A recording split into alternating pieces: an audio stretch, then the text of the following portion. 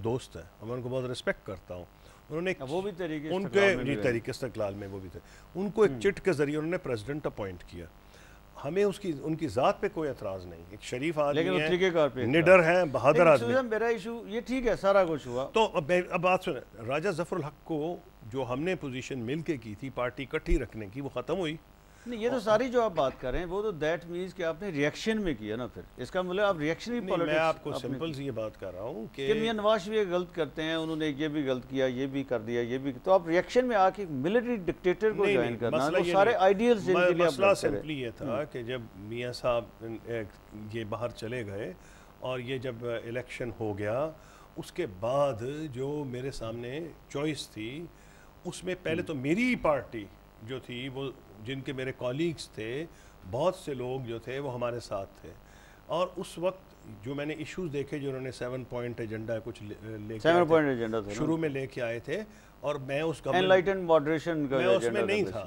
تو میں یہ سمجھتا تھا کہ پولیٹیکلی یہ جو اس وقت ہمارے سامنے چوائس ہے وہ ٹھیک ہے, اور میری چوائس, میری جو انالیسس تھا صحیح ثابت ہوا. پاکستان ایک ایڈوائس میں چاہوں گا, چلیں میں چاہوں گا ایک ایڈوائس کہ اگر ایک ایسا بندہ جو انلیجیٹیمیٹ طریقے سے وہ آ گیا, اس نے ٹیک اوور کر لی ہے, وہ آ کے بڑی اچھی باتیں کرتا ہے, تو کیا ہمیں اس کی جو انلیجیٹیمیسی ہے اس کے اگینسٹ لڑنا چاہیے, یا اس کے اچھی باتوں کی وجہ سے اس کے ساتھ ہو جانا چاہیے؟ اس کا بھی جواب ہے, اس کی جواب یہ ہے کہ جہاں تک پریزیڈنٹ مشرف کا تھا, میں اس ملک کا کوئی چیف جسٹس تو نہیں ہونا جی. مسئلہ یہ تھا کہ ان کو لیگلی ایکسیپٹ کیا گیا تھا. آئیڈیلسٹ تو چیف جسٹس ہی ہوتے ہیں, وہ تو نہیں, چیف جسٹس جو تھے اور ججز نے ایکسیپٹ کیا تھا نا. نہیں, آپ اپنے آئیڈیلسٹ سمجھتے ہیں یا ریئلسٹ سمجھتے ہیں؟ چلے میں ہو سکتا ہے غلط ہوں. دیکھیے میری بات سنیں, کوئی انسان اس طرح کو آپ کسی کو اگر کریں, کیونکہ human beings are complex personalities, کوئی انسان جو ہے اس طرح بلیک اینڈ وائٹ میں نہیں ہو سکتا. گیون سچویشن میں آپ کو فیصلے کرنے پڑتے ہیں. اور اس لیے جو میرا اس پہ جواب ہے وہ یہ ہے کہ جو سچویشن ہمارے سامنے تھی, جو پرنسپلز وہ آگے لائے تھے, جو 7 پوائنٹ ایجنڈا انہوں نے دیا تھا, اور ان کو لیجٹمیسی اس ملکی عدلیہ نے دی تھی, کسی کو پسند ہو یا نہ ہو.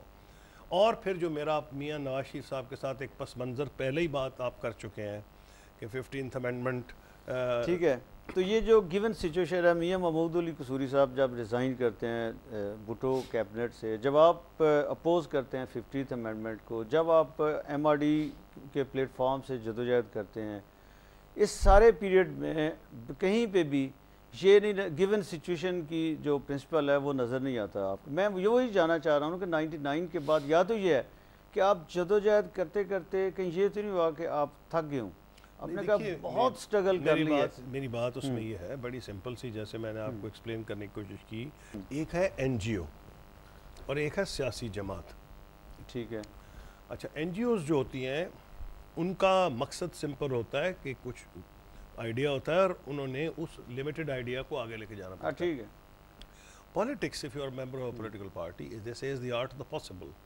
اس کے اندر کمپرومائز کس لیول پہ ہوتی ہے, اور اس میں کوئی پاکستان کی سیاسی جماعت کا اگر اوریجن دیکھیں, including Pakistan Peoples party, Mian Nawaz Sharif, کوئی بھی دیکھ لیں, جب اس ملک میں آدھے سے زیادہ دور میں ملٹری سابق فوجی جو چیفز رہے ہیں, وہ شاید آدھا 50% تو ان کا رہا ہے. تو اگر آپ نے ایکٹیو پالیٹکس میں رہنا ہے, یا تو آپ ہر الیکشن بائیکاٹ کریں. دیکھیں نا, آپ جس آئیڈیلزم کی آپ بات کر رہے ہیں, کئی لوگوں نے کیا تھا. ایئر مارشل اصغر خان نے 1985 میں پارٹی لیس الیکشن بائیکاٹ کیا. بعد میں بہت سے لوگوں, مجھے ایئر مارشل کے ساتھ میں نہیں کہہ سکتا, تحریک استقلال کے بہت سے لوگوں نے ریئلائز کیا کہ وہ غلط فیصلہ تھا, ہمیں بائیکاٹ نہیں کرنا چاہیے تھا. پالیٹکس میں جو گیون سچویشن میں ڈیسیژنز لینے چاہیے. نہیں, جب آپ نے مجھ سے پوچھا, اس کا سمپل جواب ہے, in the realm of foreign policy also I believe in the school of realism, but I do not believe that realism is devoid of idealism. یعنی کہ ریئلزم, کیسنگر اس پہ بہت اچھی بات کہتا ہے کہ کوئی بھی بندہ جو وہاں آئے, اگر وہ صرف ریئلسٹ ہے اور اس میں غائب ہو جائے آئیڈیالزم, تو وہ کو اچھی بات نہیں ہے. لیکن اگر صرف آئیڈیالسٹ ہے تو وہ پاسبل ہی نہیں ہے کہ پالیٹکس میں ورلڈ سٹیج میں ڈپلومسی میں گیون گراؤنڈ ریالٹیز آپ آپریٹ ہوا میں نہیں کرتے ہیں. نہیں تو آپ نہیں سمجھتے یہ جو آل پارٹیز کانفرنس میں ریزولوشن پاس ہوئی ہے اور جو اس وقت پاکستان نے موقف اختیار کیا ہے اس ساری سچویشن کے اوپر جو پاک یو ایس ریلیشنز میں ایڈمرل ملن کے بیان کے بعد، تو یہ وہی سچویشن نہیں لگتی ایک آئیڈیلسٹ کی کہ without realising realities of ground realities انہوں نے ایک ٹکا دی ہے بڑا جذباتی ایموشنل سا موقف. اس میں یہ تو اتنا بھی جذباتی نہیں ہے. فارن آفس کا ڈرافٹ تھا. فارن آفس ہر چیز سوچ سمجھ کے ڈرافٹ کرتا ہے. میں نے فارن آفس نہیں، foreign office G H Q foreign policy نہیں، فارن پالیسی کون بناتا ہے؟ اگر یہ پوچھیں گے اس کا لمبا جواب ہے. آپ اس اگلے پوچھ لیں گے اگر ابھی کرنا ہے. میں یہی پوچھ رہا ہوں نا. جی ہاں، میں آپ کو اپنا تجربہ بتا دیتا ہوں. سب سے امپورٹنٹ جو نیگوشیشنز ہیں پاکستان انڈیا کی تھیں پیس کی، کشمیر کی وجہ سے 5 جنگیں ہوئی ہیں نا ہندوستان پاکستان کے درمیان، اور تو کوئی ایشو نہیں تھا. ٹھیک ہے. اور کشمیر کا ایشو سب سے امپورٹنٹ فارن پالیسی ایشو تھا. اس پہ ہر چیز فارن سیکرٹری اور میرے ذریعے جاتی تھی. جو 5-6 بندے انوالوڈ تھے اس میں تھا، فارن سیکرٹری ریاض محمد خان تھے، اس میں فوج کی طرف سے 2 بندے تھے. President was wearing 2 hats.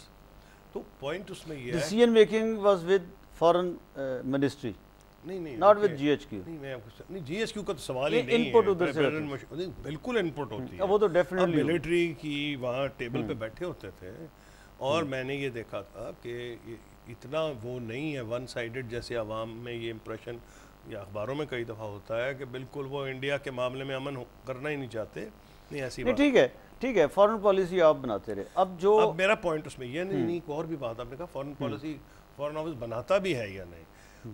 دیکھیے اگر آپ افغانستان کی سچویشن دیکھیں گے، کیونکہ یہ کوورٹ یعنی چھپی ہوئی وار تھی جو امریکن کانگریس سے اجازت کے بغیر، امریکن کانگریس کی فنڈنگ کے بغیر، تو سی آئی اے کی سیکرٹ وار تھی. وہ سیکرٹ وار جو تھی اسٹیٹ ڈپارٹمنٹ کے تھرو کنڈکٹ نہیں ہو رہی تھی. کہا یہ جاتا ہے کہ سیکرٹری اسٹیٹ جارج شولٹس جو تھے ان کو آخر وقت میں بتایا گیا تھا جنیوا اکارڈز میں کہ بھئی یہ ہماری باتیں ہوئی ہیں.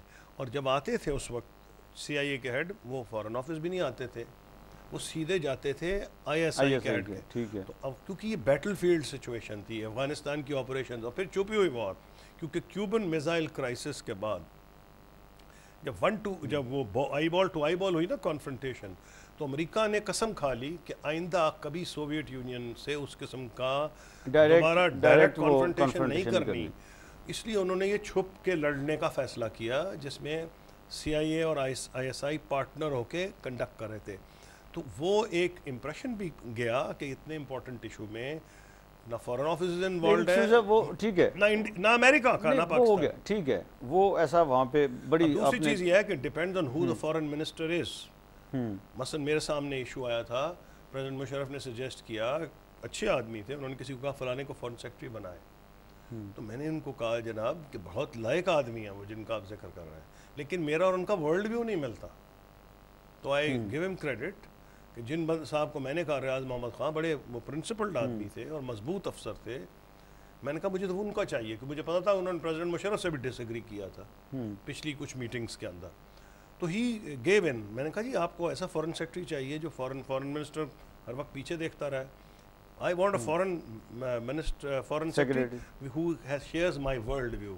میرا ایک ورلڈ ویو تھا. لیکن اس وقت ٹھیک ہے ہم یہ مان لیتے ہیں کہ جو فارن پالیسی ہے وہ چلے ایک اچھا پاورفل پرسنالٹی کا اچھے ویو کا اوپینین کا ہوگا. بات نہیں ہے. فارن منسٹر تو no you are oversimplifying. Foreign office itself cannot be ignored کیونکہ ہمارے پاس وہ ٹیلنٹ ہے فارن آفس میں. ساری دنیا سے صبح کیبلز آتے ہیں. کیا کہتے ہیں information is power. if foreign minister reads all the cables in the morning, آپ کسی ٹیبل بیٹھیں گے کسی اور کے پاس نہ پریزیڈنٹ نہ چیف آف آرمی اسٹاف اتنا ٹائم نہیں ہوتا کہ اس طرح گئے. تو جب انفارمیشن زیادہ ہمارے پاس ہے تو اس میں خود ہی رول بن جاتا ہے. تو یہ جو پھر فارن پالیسی آپ ابھی وہی چل رہی ہے نا، اسی کو فالو کر رہے ہیں یہ، جس کے اوپر پوری قوم وہ بھی ایک طرح سے سفر کر رہی ہے. کہتے ہیں جو کانٹے جنرل مشرف صاحب نے بوئے آج اسی کا خمیازہ قوم بھگت رہی ہے. تو آج آپ جب پیچھے مڑ کے دیکھتے ہیں تو آپ سیٹسفائیڈ ہیں کہ جو کانٹوں کا ذکر کرتے ہیں تو اوپینین پبلک اوپینین پولز دیکھیں اس وقت کے جب یہ فیصلہ کیا گیا تھا، سرویز آئے تھے ان اخبارات اور رسائل میں جو مشرف صاحب کے خلاف تھے اور گورنمنٹ کے خلاف تھے. لاہور، کراچی، اسلام آباد اور کوئٹہ، پشاور، تمام بڑے شہروں میں جو پبلک اوپینین سرویز ہوئے تھے رزلٹ چھاپا گیا تھا اوورولمنگ میجورٹی حق میں تھی اس پالیسی کے. نہیں سرویز تو ڈیفرنٹ آتے ہیں نا, میں بھی میڈیا میں تو ان کا سروے کی بات کر رہا ہوں جو مشرف صاحب کے خلاف تھے, یعنی میں بات کر رہا ہوں نیوز لائن اور وہ جو ہیرلڈ ہے ان میں اس وقت آئے تھے, یہ کوئی مشرف کے ربر سٹیمپ نہیں تھے, اس لیے ان کی کریڈیبلٹی ہے اور وہ چھپے تھے. تو میں یہ کہہ رہا ہوں کہ وہ بھی اگین گیون حالات میں جو پالیسی اپنائی گئی تھی, کیونکہ ہر چیز میں بڑا سمپل سا جواب دینا مشکل ہو جاتا ہے, اسی کے لیے میں کتاب لکھ رہا ہوں ٹو ایکسپلین. تو میں جو کہہ رہا ہوں وہ فارن پالیسی اس وقت سب لوگوں سے ڈسکس کی گئی تھی, اسٹیک ہولڈرز سے. کچھ لوگوں نے مخالفت کی تھی, خاص طور پہ کچھ علماء نے کی تھی. میں اس وقت فارن منسٹر نہیں تھا, لیکن اگر آپ کو جواز چاہیے تو عبدالستار صاحب جو تو وزیر خارجہ ہیں, بہت چوٹی کے وہ ڈپلومیٹ بھی تھے. نہیں وہ تو جب آپ 5 سال آپ فارن منسٹر رہے تو وہ تو پھر ان کی تو نہیں, وہ تو میں فیصلے پہلے ہو گئے تھے نا, فیصلے پہلے ہو گئے نا. جی ہاں, آپ نے اس کا مطلب ہے ان کے کیے ہوئے فیصلوں کو جسٹ آپ ایگزیکیوٹ کرتے رہے.